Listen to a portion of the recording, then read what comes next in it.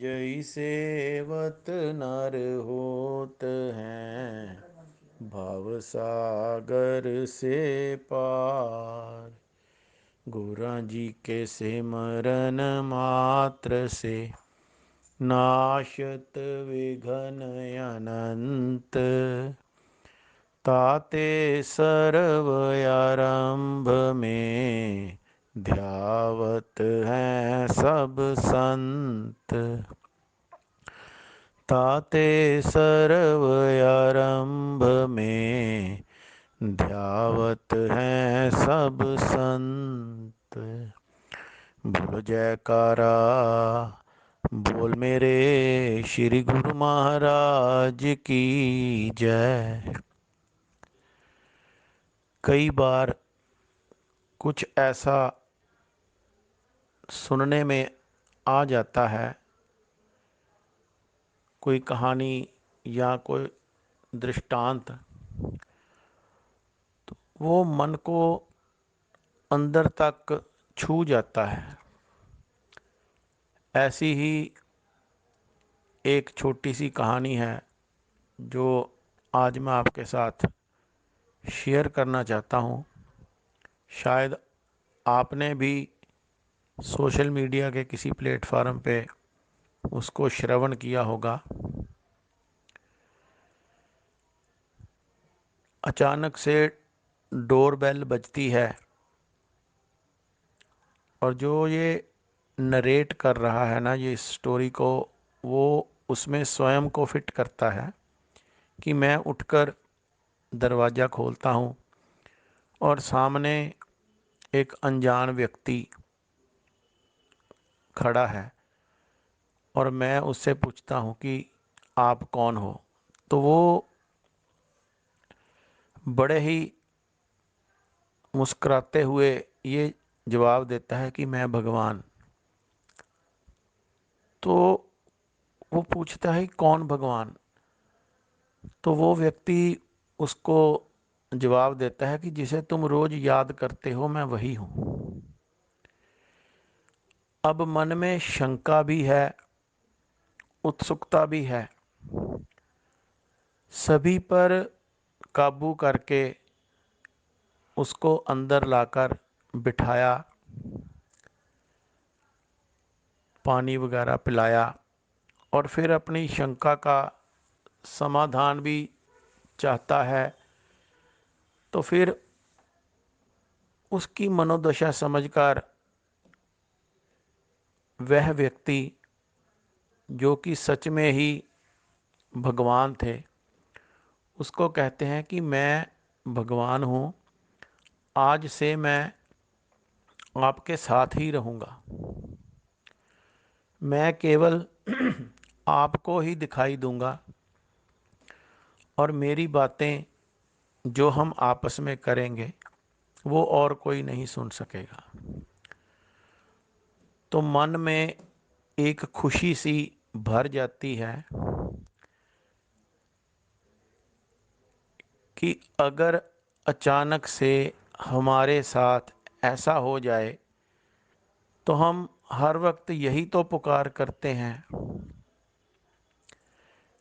कि हे प्रभु हमारे अंग संग रहना, हे सद्गुरुदेव हमारे अंग संग रहना।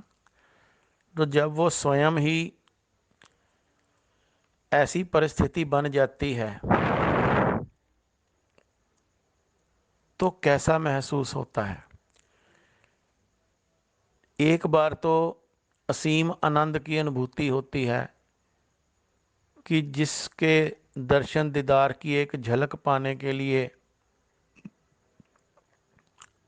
भगवान के प्रेमी कितने ही प्रयत्न करते हैं, मैंने वो मंजिल को पा लिया। अब भगवान स्वयं मेरे साथ हर पल रहेंगे, कितनी बढ़िया बात है। लेकिन इसके आगे का जो भाग है वो कुछ सोचने पर ऐसा मजबूर कर देता है जैसे कि हम अपनी दिनचर्या में अब भगवान मेरे साथ हैं और मैं एक बिजनेसमैन हूँ या दुकानदार हूँ। मेरी दुकान पर ग्राहक आता है तो मैं उसको कहता हूँ कि ये जो वस्तु मैं आपको दे रहा हूँ इसमें मैं कुछ कमा नहीं रहा, लेकिन तभी मेरा ध्यान प्रभु की तरफ जाता है कि वो मुस्कुरा रहे हैं और मैं उनके सन्मुख झूठ बोल रहा हूँ। ऐसे ही हम जितने भी प्रकार के अगर हम सर्विस कर रहे हैं या कोई भी कार्य कर रहे हैं, उसमें हम कितने ही कर्म ऐसे करते हैं कि अगर हमारे साथ भगवान स्वयं बैठे हों तो हम कितने लज्जित होंगे वो शब्द बोलते हुए या वो कर्म करते हुए। कितनी बार हम अपने आप को सही साबित करने के लिए झूठ का सहारा लेते हैं, थोड़े से लाभ के लिए कितने बड़े बड़े झूठ बोल जाते हैं। अब अगर इस बात को मैं अपने साथ महसूस करूं कि प्रभु मेरे साथ हैं, या तो फिर मेरा जो ये दिनचर्या है ना वो बहुत ही ज़्यादा गड़बड़ा जाएगी और मेरे लिए काम करना अत्यंत मुश्किल हो जाएगा, क्योंकि हर वक्त वो मेरे सामने खड़े हैं और मैं प्रभु के सामने तो किसी भी प्रकार की किसी व्यक्ति की निंदा चुगली या झूठ का सहारा लेकर अपना कुछ स्वार्थ सिद्धि ऐसा तो कुछ कर भी नहीं सकता। अब यही बात अगर गहराई से सोची जाए तो हम कहते तो हैं, मैं अपनी बात करता हूँ कि हम कहते तो हैं कि प्रभु मेरे अंग संग रहना, लेकिन अगर सच में हो जाए तो मेरी दिनचर्या शायद इतनी गड़बड़ हो जाए कि मैं स्वयं भगवान को कह दूं कि जब मैं पुकारूं तभी आना, अभी आप जाओ। तो हम कितने ज़्यादा संसार में उन चीज़ों के लिए लिप्त हुए हैं कि अगर भगवान भी ये हमें मौका दे रहे हैं तो हम वो जो मौका है वो ऐसे नहीं लेना चाहेंगे, या तो फिर ये सब कुछ ऐसा लगता है कि ये जो संसार के कार्य हैं ये सभी छोड़ने ही पड़ेंगे, क्योंकि हमें ऐसा महसूस होता है कि इतनी सच्चाई से या सादगी से जीवन जिया ही नहीं जा सकता।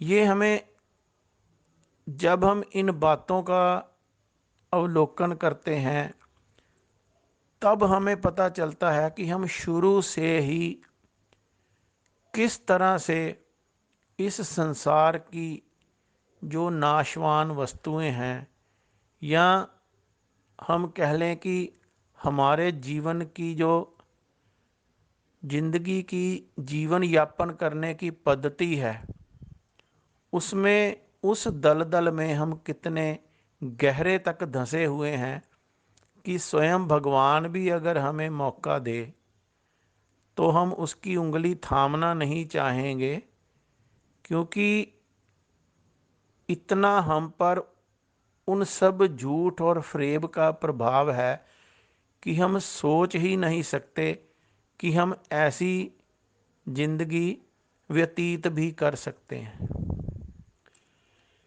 इसीलिए शायद हमारे सद्गुरुदेव हमारे आसपास सूक्ष्म रूप में हमारी सहायता के लिए हर समय हमारे साथ होते हैं, लेकिन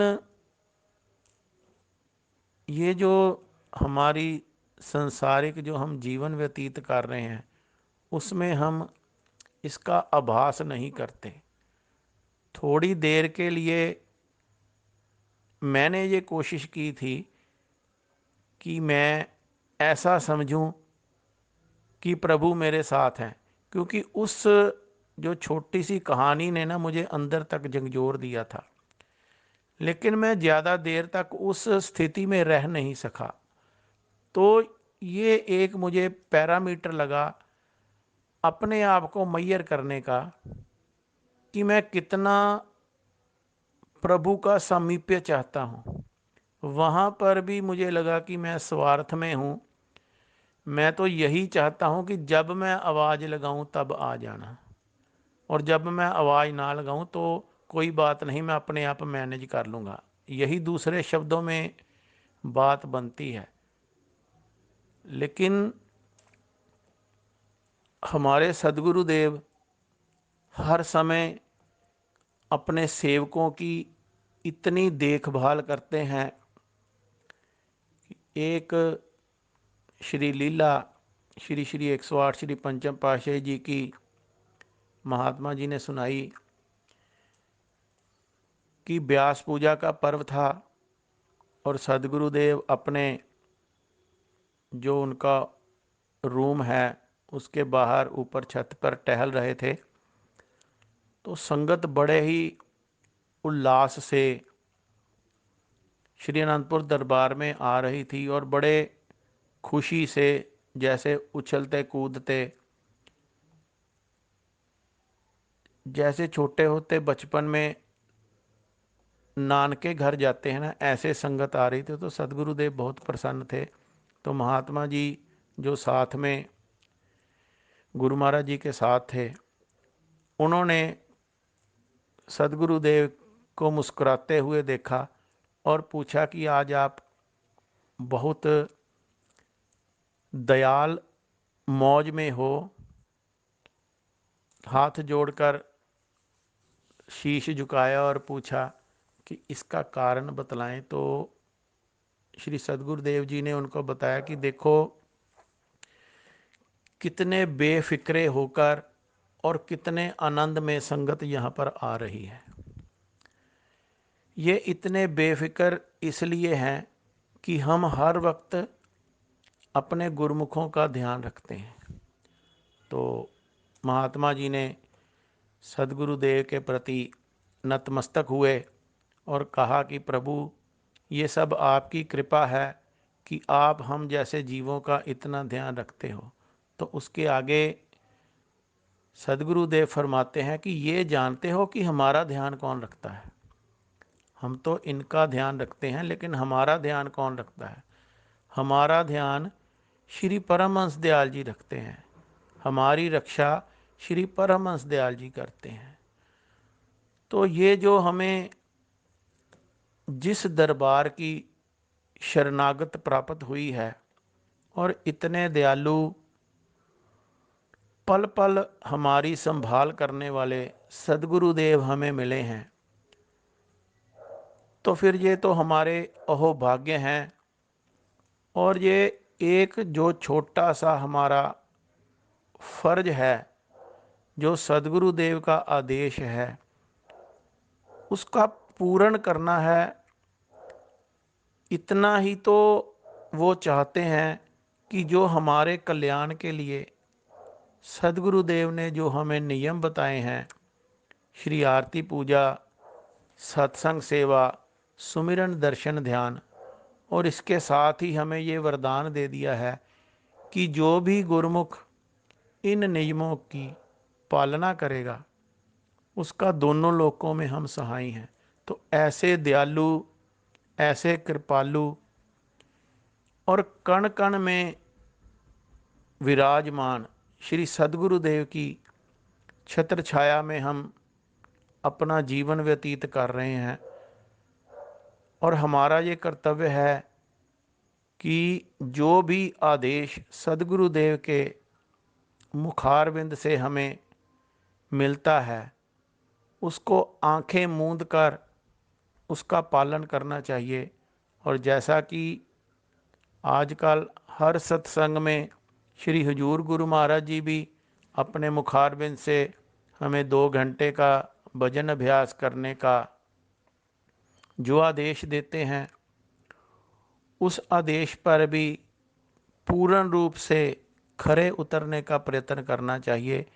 इसी में सदगुरुदेव की प्रसन्नता है और सदगुरुदेव की प्रसन्नता को प्राप्त करना ही हमारे जीवन का लक्ष्य है। बोलो जयकारा, बोल मेरे श्री गुरु महाराज की जय।